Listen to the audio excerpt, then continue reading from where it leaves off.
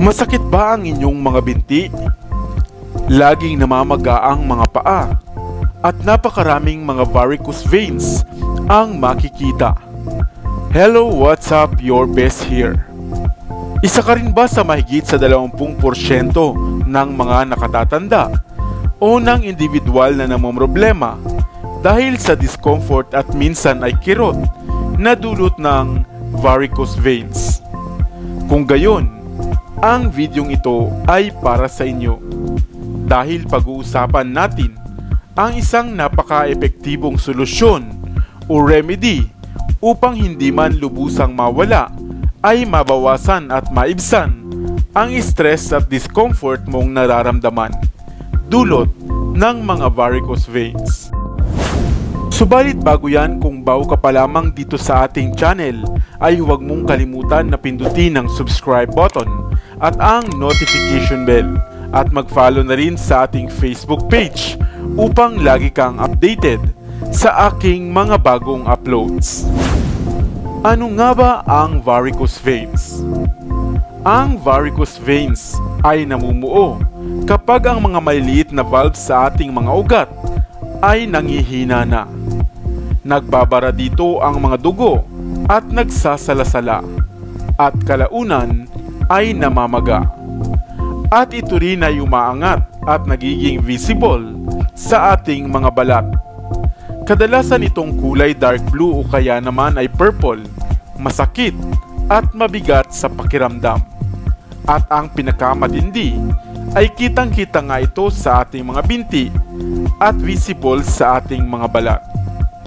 Ayon nga sa pag-aaral, mahigit pala sa 20% ng mga matatanda ang nakararanas ng problema sa mga varicose veins.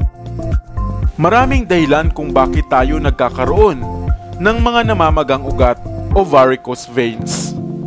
Kagaya ng pagkakaedad, kasarian, at kadalasan ang mga kababaihang nagbubuntis o menopause na ang kadalasang mayroong mataas na tsansa upang magkaroon ng varicose veins. Maaari mo rin naman itong mamana o kaya ay bunga ng matagalang pagkakaupo o pagtayo. Kung mahilig rin kayo sa tabako at labis ang timbang ninyo, ito rin ay sanhi upang magkaroon ng varicose veins kalaunan. Marami na ngang naglabasang mga paraan upang mawala ang mga problemang ito sa varicose veins. Ngunit ito ay kadalasang napakamahal, katulad na lamang ng laser therapy, sclerotherapy, at vein surgery. At kung wala kang budget ay maaari ka na lamang magsuot ng elastic stockings o kaya naman na itaas ang inyong binti habang kayo ay nagpapahinga o natutulog. Subalit batid mo ba na mayroon palang 2 sangkap sa kusina ang maaari mong maggamit na remedyo o panlunas kaugnay sa varicose veins? Ito ay ang bawang at ang sibuyas na kadalasan nating makikita sa mga kusina. Kumuha ka lamang ng isang malaking piraso ng sibuyas, gadgarin ito at katasin gamit ang tela.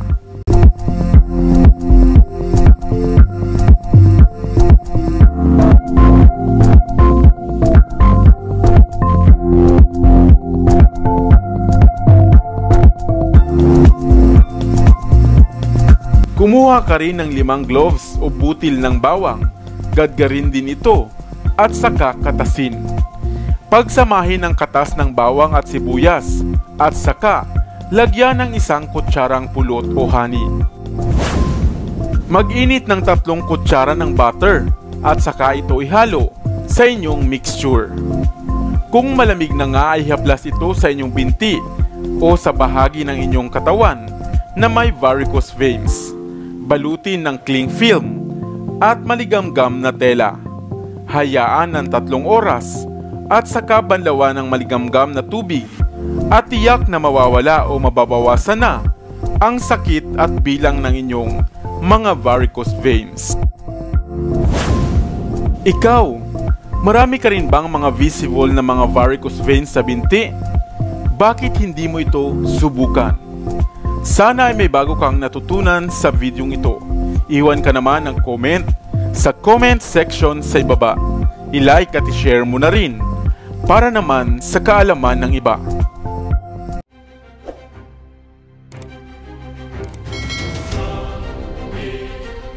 Para sa mga kakaibang kwento ng inspirasyon, kaalaman, hiwaga at misteryo, ako pa rin ang inyong lingkod, ang inyong best para sa Best TV.